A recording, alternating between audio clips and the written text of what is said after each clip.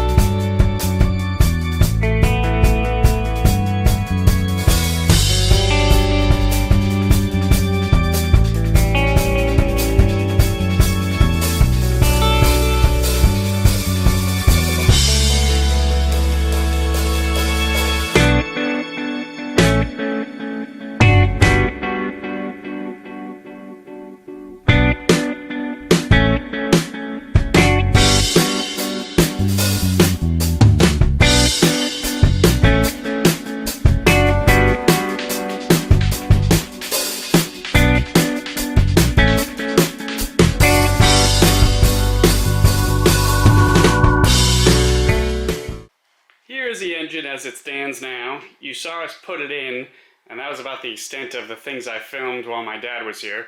Some of the things you missed off camera, we got the headers on. Let's just say that wasn't the easiest process, but they are both in, which is nice.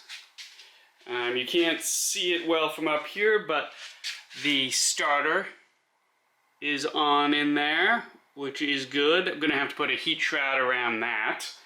And the other big project we finished, which is a huge milestone as well, is we got the dash back in. We took it apart, we painted it, we got the new gauges in. Well, the Speedo is the same, but we have the rally pack and the TikTok tack in there. There'll be lots of wiring, and we got the steering column in for the most part. So that kind of puts us where we are now. We got to get the vintage air conditioning system put in there and buttoned up. That's probably going to be one of the next projects. We also got to get the rest of the exhaust on.